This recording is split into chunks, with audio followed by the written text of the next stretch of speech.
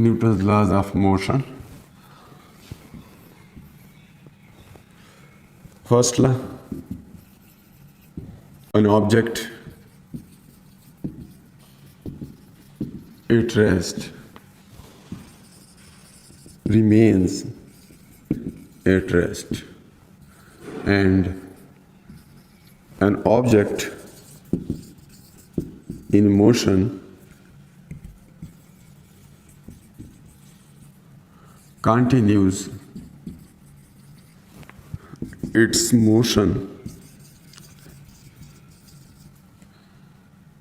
along straight line with constant velocity unless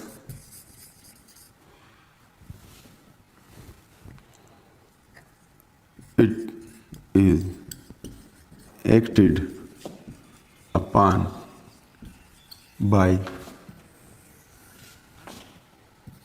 some non-zero external force. यानी एक object rest पे है तो वो तब तक रेस्ट पे रहेगा जब तक कि कोई एक्सटर्नल फोर्स उस पर एक्ट ना करे, और अगर ऑब्जेक्ट मोशन में है तो वो तब तक अपनी यूनिफॉर्म मोशन कंटिन्यू रखेगा जब तक उस पर कोई एक्सटर्नल फोर्स एक्ट ना करे। मैंने यहाँ पे लिखा है along स्ट्रेट लाइन, सॉरी हमेशा कुछ ना कुछ गड़बड़ कर लेता हूँ, स्ट्रेट लाइट नहीं है, स्ट्रेट लाइन है विथ कांस्टेंट वेलोसिटी। अच्छा, मैंने यहाँ पे लिखा है स्ट्रेट लाइन में जाएगा और कांस्टेंट वेलोसिटी से जाएगा। बहरहाल कांस्टेंट वेलोसिटी लिखना भी काफ़ी है क्योंकि वेलोसिटी वेक्टर है, तो ऑटोमेटिकली अगर आप लाइन स्ट्रेट लाइन से थोड़ा सा किसी भी डायरेक्शन में मुड़ते हैं तो वेलोसिटी चेंज होगी। बहरहाल ये बात अहम है कि बॉडी के अंदर एक्सेलरेशन प्रोड्यूस नहीं होगी जब तक कोई एक्सटर्नल फोर्स उस पर एक्ट ना करे। यानी अगर मोशन में है तो मोशन में रहेगा, यूनिफॉर्म मोशन में। तो क्वांटिटी ऑफ मोशन जो है दैट इज़ मोमेंटम। तो यहाँ से बहुत सारी बातें हमें मालूम पड़ती हैं, वो सारे पॉइंट्स यहाँ से निकाल के लिख लेते हैं। पहला तो ये पॉइंट है कि जी ये इनर्शिया के मुतालिक है, क्योंकि रेस्ट पे है तो रेस्ट पे क्यों रहना चाहेगा, मोशन में है तो मोशन में क्यों रहना चाहेगा। तो ये उसकी वो टेंडेंसी है जिसकी वजह से ये ऐसा करेगा, और वो टेंडेंसी इसके पास आ जाती है मास की वजह से, वो हम ऑलरेडी डिफाइन कर चुके हैं। सबसे पहली चीज़ जो है यहाँ से हम जो पिक करते हैं दैट इज़ इनर्शिया। यानी इनर्शिया क्या है? इनर्शिया को हमने ऑलरेडी डिफाइन कर लिया कि द टेंडेंसी टू रेजिस्ट, क्या the tendency to resist acceleration. Object की वो टेंडेंसी कि वो जिसकी बेस पे ये रेस्ट पे है तो रेस्ट पे रहना चाहे, मोशन में है तो मोशन पे रहना चाहे, तो उस टेंडेंसी को हम इनर्शिया कहते हैं। और जितना ज़्यादा मास उतनी ज़्यादा inertia. So mass is proportional to inertia, या inertia is proportional to mass. ज़्यादा मास ज़्यादा इनर्शिया। दूसरी अहम चीज़ जो यहाँ से हम देख सकते हैं वो ये है कि मोमेंटम के अंदर चेंज।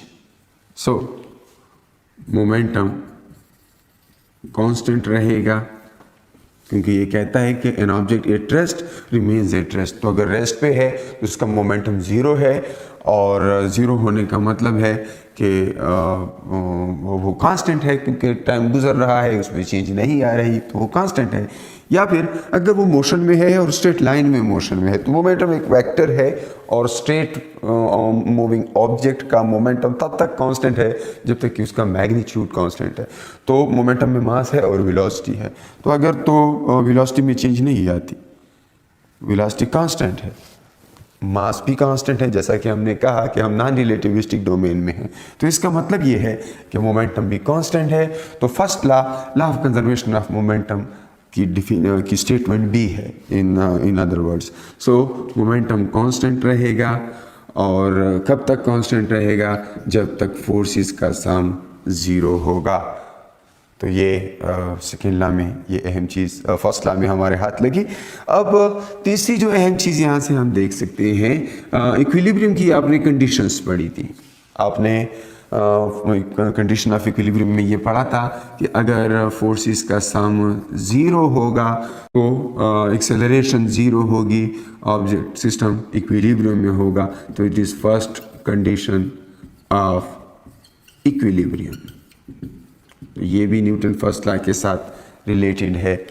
और फिर इसमें सबसे अहम चीज़ ये है कि अक्सर स्टूडेंट ये समझते हैं कि जी न्यूटन फर्स्ट लॉ जो है इसको सेकेंड लॉ से डिराइव किया जा सकता है, और जब हमें सेकेंड लॉ मालूम है that is F equal to ma, तो फिर हम क्यों फर्स्ट लॉ पढ़ते हैं? देखें, न्यूटन फर्स्ट लॉ से पहले इनर्शिया का कोई कॉन्सेप्ट नहीं था। उससे पहले ये इज्यूम किया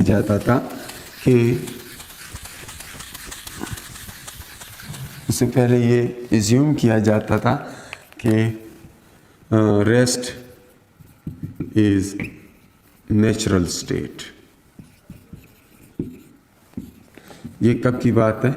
बिफोर न्यूटन्स फर्स्ट लॉ।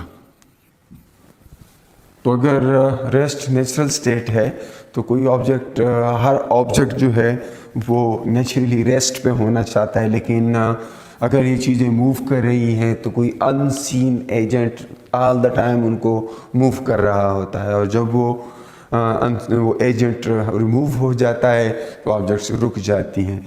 लेकिन मसला ये पैदा हुआ कि कोई ऑब्जेक्ट जो है जो मोशन में होता है, और फॉर एग्ज़ाम्पल उस ऑब्जेक्ट, ये एक ट्राली मैंने बनाई है और इसके ऊपर मैं कोई ऐसा ऑब्जेक्ट रख लेता हूँ, ऐसे कोई चीज़ पड़ा हुआ है, लेकिन इन दोनों के दरमियान जो है फ्रिक्शन बहुत कम है, ठीक है।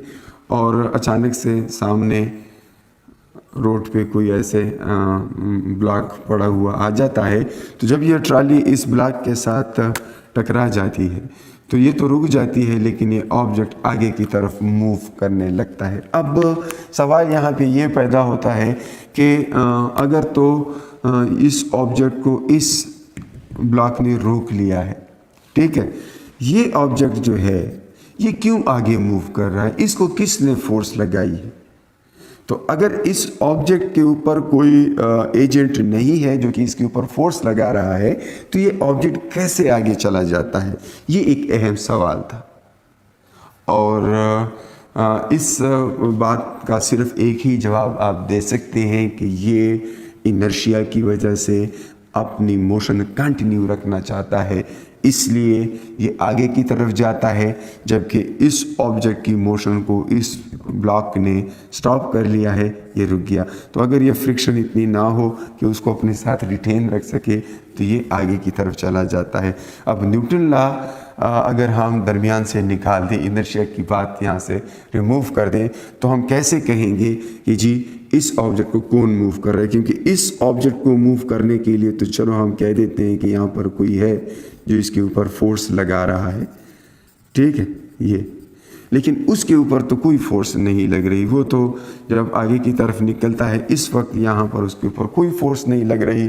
तो फिर आप इस बात पे, इस नतीजे पे पहुँच जाते हैं कि ऐसी कोई प्रॉपर्टी बहरहाल मौजूद है जो मूविंग ऑब्जेक्ट्स को मोशन में कंटिन्यू रखना चाहती है, स्टेशनरी ऑब्जेक्ट्स को स्टेशनरी स्टेट में मेंटेन रखना चाहती है। That is inertia. इसलिए न्यूटन फर्स्ट लॉ इंतहाई फंडामेंटल है।